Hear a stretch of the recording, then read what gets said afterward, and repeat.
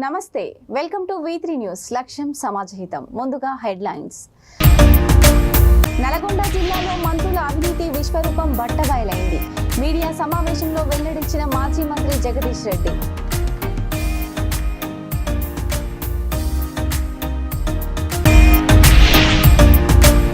Goods రైలు బ్రేకులు fail త్రుటిలో తప్పిన పెను ప్రమాదం చాకచక్యంగా వ్యవహరించి రైలును ఆపిన రైల్వే అధికారులు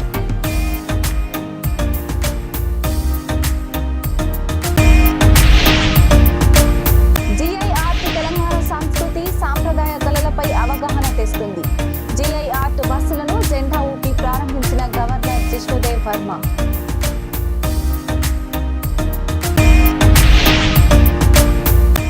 ఏపీ సీఎం చంద్రబాబును కలిసిన టీజీ డిప్యూటీ సీఎం బట్టి విక్రమార్క మార్చి 5న తన కుమారుడి వివాహ వేడుకకు రావాలని విజ్ఞప్తి.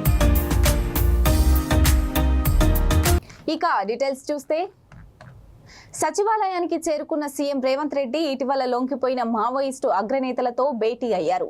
దేవ్జీ, మల్లా రాజారెడ్డి, చంద్రన్న, సుజాతక్క, దామోదర్, నూనె నరసింహారెడ్డితో సమావేశమయ్యారు. వీరంతా ఇటీవల తెలంగాణ డీజీపీ శివధర్ రెడ్డి ముందు లొంగిపోయిన విషయం తెలిసిందే.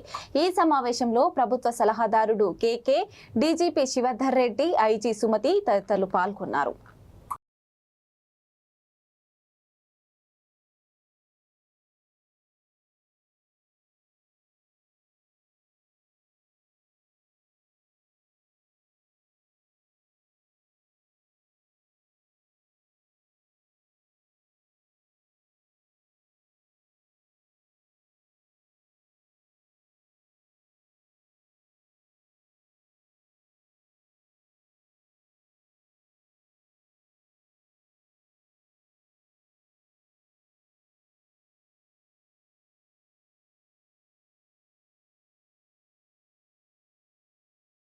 అన్నా అన్నా సార్ ఒక్కసారి సార్ సార్ సార్ ఒక్క సెకండ్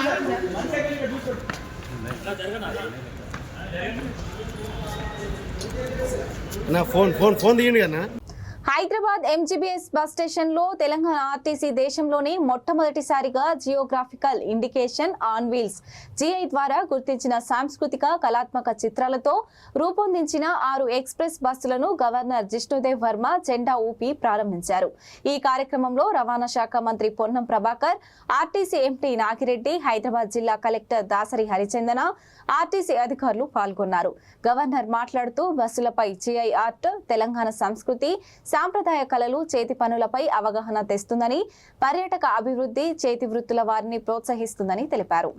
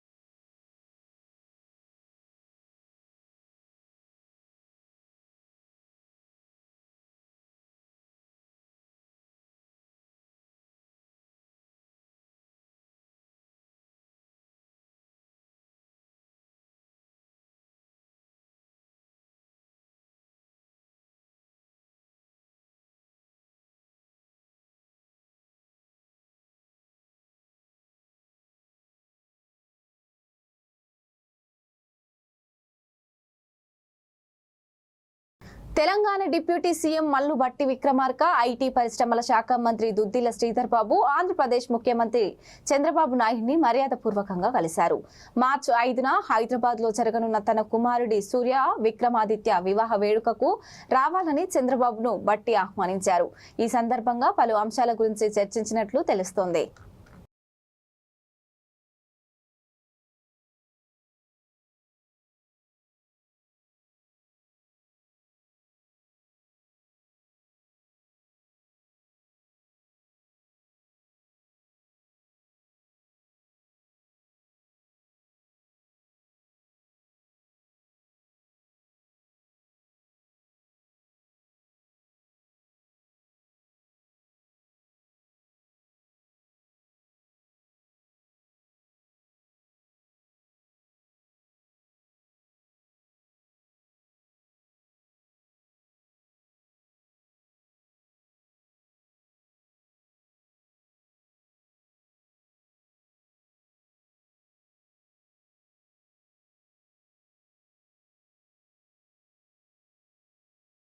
నల్గొండ జిల్లాలో మంత్రుల అవినీతి విశ్వరూపం బట్టబయలైందని మాజీ మంత్రి సూర్యాపేట ఎమ్మెల్యే జగదీష్ రెడ్డి ఆరోపించారు. జిల్లా మంత్రులు మున్సిపల్ ఎన్నికల్లో లంచాలు ఇవ్వలేదని, రైస్ మిల్లర్లపై పడి అరెస్టులు చేసి భయభ్రాంతులకు గురి చేస్తున్నారని అన్నారు. కాంగ్రెస్ ప్రభుత్వం అన్ని వర్గాలను మోసం చేస్తూ పరిపాలన చేస్తుందని, రైతులకు రైతు బంధు వేయకుండా ప్రభుత్వం రైతులను మోసం చేస్తుందన్నారు. భారతదేశంలోని నల్గొండ జిల్లా ఎక్కువ పంటను పండించి రికార్డు సృష్టించిందని తెలిపారు. కేసీఆర్ ఉన్నన్ని రోజులు రైతులకు స్వర్ణయుగంలా ఉన్నదని, అన్నదాతలు చాలా సంతోషంగా జీవించారని తెలిపారు. ఇప్పుడు ఈ కాంగ్రెస్ ప్రభుత్వంలో రైతులు అరిగోస పడుతున్నారని ఎమ్మెల్యే జగదీష్ రెడ్డి ఆవేదన వ్యక్తం చేశారు. ప్రత్యేకించి నల్గొండ జిల్లాలో మంత్రుల అవినీతి విశ్వరూపం బట్టబయలైతా ఉంది. మొన్న మున్సిపల్ ఎన్నికల్లో కూడా డబ్బులు అడిగి లంచాలు అడిగి ఇవ్వలేదని చెప్పి పాపం రైస్ మిల్లర్ల మీద పడి దుర్మార్గంగా అరెస్టులు చేసి కుటుంబ సభ్యులతో సహా అరెస్ట్ చేసి జైల్లో పనిచేస్తూ ఉన్నారు. ఈ ప్రభుత్వం వచ్చిన కానుంచి అన్ని వర్గాల ప్రజల్ని మోసం చేసుడు, వాళ్ళని దోపిడీ చేసుడు తప్ప ఇంకొకటి లేదు. ప్రత్యేకించి తెలంగాణలో వాస్తవానికి ఉమ్మడి నల్గొండ జిల్లాలో భారతదేశంలోనే అత్యంత ఎక్కువ పంట పండించిన జిల్లాగా నల్గొండ జిల్లా రికార్డు సృష్టిస్తే, ఆ 10 ఏళ్లలో ఏ ఒక్కరోజు కూడా రైతులకు ఇబ్బంది లేకుండా, మిల్లర్లకు ఇబ్బంది లేకుండా, కరోనా సమయంలో కూడా అధికారులు, మా ప్రజాప్రతినిధులు, మా ఎమ్మెల్యేలు, మా సర్పంచులు, ఎంపీటీసీలు, జడ్పీటీసీతో సహా ప్రతి ఒక్కరు కూడా చక్కటి కోఆర్డినేషన్ చేసుకొని ఎవరికే ఇబ్బందులు రాకుండా కాపాడుకుంటూ వచ్చినాం, ప్రతి గింజలు కొనుక్కుంటూ వచ్చినాం. కానీ ఈ ప్రభుత్వం వచ్చిన తర్వాత ఒకవైపేమో దోపిడీదారులకు, దళారులకు వదిలేసి రైతాంగం యొక్క ధాన్యం కొనుగోలు చేయకుండా ఆ సమయానికి ధరలు తగ్గించి అమ్ముకోమని చెప్పి, ఆ ధరలు తగ్గించి అమ్ముకోమని చెప్పి దానికి మీడియా మిత్రులకు నమస్కారం. ఈరోజు తిరుమలగిరి మున్సిపాలిటీకి నూతనంగా ఎన్నికైన టీఆర్ఎస్ పార్టీ పార్లమెంట్ చైర్మన్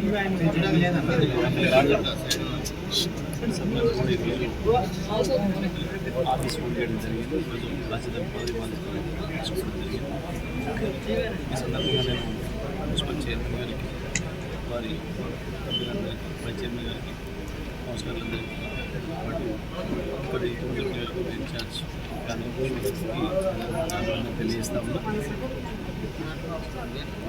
ఎవరు ఎన్ని ప్రలోభాలకు గురి చేసినా, కాంగ్రెస్ ప్రభుత్వం ఎంత దుర్మార్గాలకు గురిగట్టినా, ఎన్ని దౌర్జన్యాలు చేసినా, ఎన్ని కేసులు పెట్టి ఎన్నికల్లో అక్రమాలు చేసినా, అవినీతిలో సంపాదించిన వందలాది కోట్లు తీసుకొచ్చి కుమ్మరించిన ఇక్కడ మనకి ప్రజలు మాత్రం మన చెప్పు చేతులని అభిమానాన్ని చూపించింది. కేసీఆర్ గారు దానికి తిరుమగిరి ప్రజలందరికీ కూడా ధన్యవాదాలు తెలియజేస్తాము.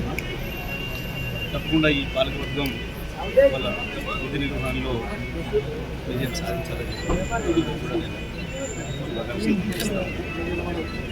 పోతే రాష్ట్రంలో ఇవాళ మొన్న చూసి ఎన్నికల ముందట ప్రతి ఎన్నికలకు ఆపద ముక్కులాగా ముఖ్యమంత్రి ఇస్తున్న హామీలు, చేస్తున్న వాగ్దానాలు ప్రతి ఒక్కటి ప్రతి నిమిషం మోసమే చేసుకుంటూ పోతూ ఉన్నారు. మున్సిపల్ ఎన్నికల్లో కూడా మున్సిపాలిటీ రాకుండా పక్క గ్రామాలకు వచ్చినామనే ఒక్కరితోని అన్ని నిబంధనలు ఈ ఎన్నికలు అయిపోగానే చేస్తున్నారని చెప్పి మాట్లాడండి. ఎందుకంటే మున్సిపాలిటీ పరిధిలో కూడా అనేక మంది రైతులు ఉన్నారు కాబట్టి మళ్ళొకసారి రైతుల్ని ఊపి తీసుకొని మోసం చేయడం ఆ మాట చెప్పింది. ఇంతవరకు కూడా రైతు బంధు వసూలు లేదు. స్థానిక సంస్థలు మిగతావి కూడా పెడతామనే ఉద్దేశంతో చేస్తామనుకున్నాం, కానీ ఇప్పుడు మళ్ళీ ఓట్లు పెట్టే ఉద్దేశం లేదు కాబట్టి రైతు బంధు వేయను అని చెప్పి చాలా స్పష్టంగా చెప్తున్నారు. పైగా ఆ కేరళకు ఎలక్షన్లు వస్తున్నాయి కాబట్టి మరి ఇక్కడ డబ్బులు వసూలు చేసి పంపాలని చెప్పి ఈ రైతులకి వేస్తే మాకేమొస్తుంది, కమిషన్ రాదు కదా. ఆ 7,500,000 కోట్లు కాంట్రాక్టర్లకు ఇస్తే ఆయన కమిషన్ వస్తుంది. దాంట్లో 1,500 కోట్లు కమిషన్ తీసుకొని ఆ కేరళకు పంపొచ్చు, వాళ్ళ పార్టీ ఎన్నికలకు రాహుల్ గాంధీ గారికి పై అధిష్టానానికి కేరళకు పంపొచ్చు అని చెప్పి రైతుల నోట్లో మన్ను కొడుతున్నారు. ఈ తెలంగాణ రైతులందరూ కూడా గమనించాలి. ఇది ఎట్లా దినదినం ఏ రకంగా మోసం చేస్తున్నారో. రైతు బంధు విషయంలో ఇప్పటికీ ఎన్నిసార్లు మోసం చేసిండు, ఎన్నిసార్లు దేవుళ్ళ మీద ఒట్టు పెట్టిండు, ఎన్నిసార్లు వాయిదాలు పెట్టిండో చూసిండ్రు. వాస్తవానికి మళ్ళీ కేసీఆర్ గారు కనుక వచ్చి ఉంటే, ముఖ్యమంత్రి అయి ఉంటే ఈ పాటికి రైతుల ఖాతాలలో దాదాపుగా 24,000 ఒక్కొక్క ఎకరానికి పడుతుంది. ఈ కొత్త ప్రభుత్వం వచ్చిన తర్వాత ఈసారికి 30,000 అవుతుండేది. కానీ ఈ ప్రభుత్వం రైతాంగాన్ని ఎట్లా మోసం చేస్తుందో చూస్తూ ఉన్నాం. మహారాష్ట్రలో పెను ప్రమాదం త్రుటిలో తప్పింది. బ్రేకులు ఫెయిల్ కావడంతో నియంత్రణ కోల్పోయిన ఒక గూడ్స్ రైలు గంటకు 100 కిలోమీటర్ల వేగంతో దూసుకుపోవడంతో రైల్వే అధికారులు హడలెత్తిపోయారు. చాకచక్యంగా వ్యవహరించిన అధికారులు ముంబై శివారులో ఆ రైలును ఆపి పెద్ద ముప్పును తప్పించారు. పూర్తి లోడ్తో ఉన్న ఒక గూడ్స్ రైలు ప్రయాణిస్తున్న సమయంలో అకస్మాత్తుగా బ్రేకులు పనిచేయటం మానేశాయి. లోయలు మలుపులు ఉన్న ప్రాంతం కావడంతో గురుత్వాకర్షణ శక్తి వల్ల రైలు వేగం అనూహ్యంగా పెరిగిపోయింది. లోకో పైలట్లు ఎంత ప్రయత్నించినా బ్రేకులు పడకపోవడంతో వెంటనే కంట్రోల్ రూమ్ కు సమాచారం అందించారు.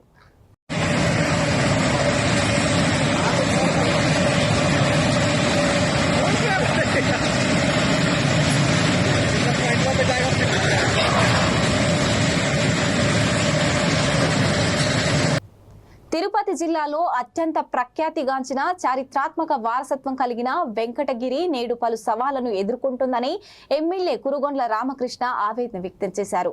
నియోజకవర్గంలో యువతకు సరైన ఉపాధి అవకాశాలు లేకపోవడంతో పొరుగు రాష్ట్రాలైన చెన్నై, కర్ణాటక తదితర ప్రాంతాలకు వలస వెళ్తున్నారని పేర్కొన్నారు.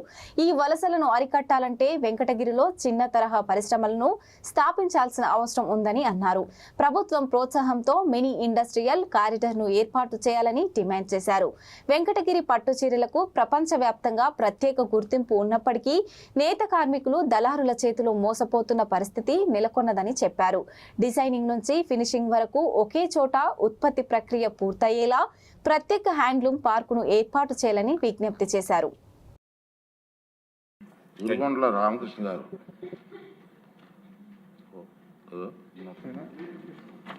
ధన్యవాదాలు అధ్యక్ష. తిరుపతి జిల్లాలో అత్యంత ప్రాముఖ్యత కలిగినటువంటి చారిత్రాత్మక నేపథ్యంలో ఉన్నటువంటి వెంకటగిరి నియోజకవర్గం అధ్యక్ష నేడు అనేక సవాళ్లను ఎదుర్కొంటుంది అధ్యక్ష. మా ప్రాంత సమస్యలను ప్రభుత్వం దృష్టిలో తీసుకురావడానికి నాకు ఈ అవకాశం ఇచ్చినందుకు ధన్యవాదాలు అధ్యక్ష.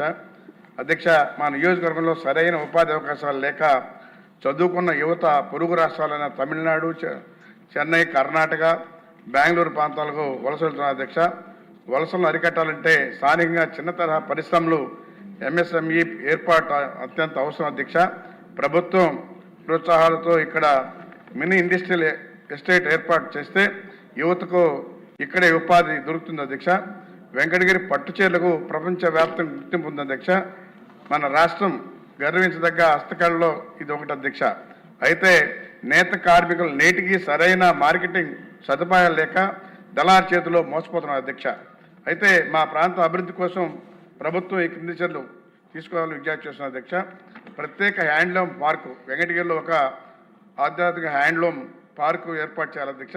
దీనివల్ల డిజైనింగ్ నుండి ఫినిషింగ్ వరకు అన్నీ ఒకే చోట జరిగి ఉత్పత్తి వ్యయం తగ్గుతుంది అధ్యక్ష.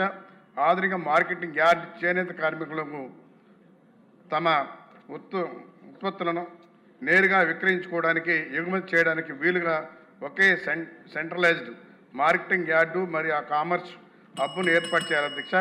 ముడి సరుకుపై పట్టు జరీ వంటి ముడి సరుకులపై సబ్సిడీ పెంచి కార్మికులను ఆదుకోవాలని కూడా మీ ద్వారా కోరుకుంటున్నాను అధ్యక్ష. వెంకటగిరిలో నైపుణ్యం కలిగిన కార్మికులు ఉత్సాహవంతులైనటువంటి యువత ఉన్నారు అధ్యక్ష. వారికి ప్రభుత్వం నుండి కొంచెం ప్రోత్సాహం మౌలిక సదుపాయాలు కల్పిస్తే వెంకటగిరి కేవలం చేనేత కేంద్రంగానే కాకుండా పారిశ్రామికంగా కూడా రాష్ట్ర అభివృద్ధిలో కీలక పాత్ర వహిస్తుంది అధ్యక్ష. ప్రభుత్వం వెంటనే స్పందించి హ్యాండ్లూమ్ పార్కు మరియు మార్కెటింగ్ యార్డు మంజూరు చేయాలని మీ ద్వారా కోరుతున్నాను. ఇవి ఇప్పటివరకు ఉన్నటువంటి news bulletin updates. Stay tune watching to V3 news. లక్ష్యం సమాజహితం.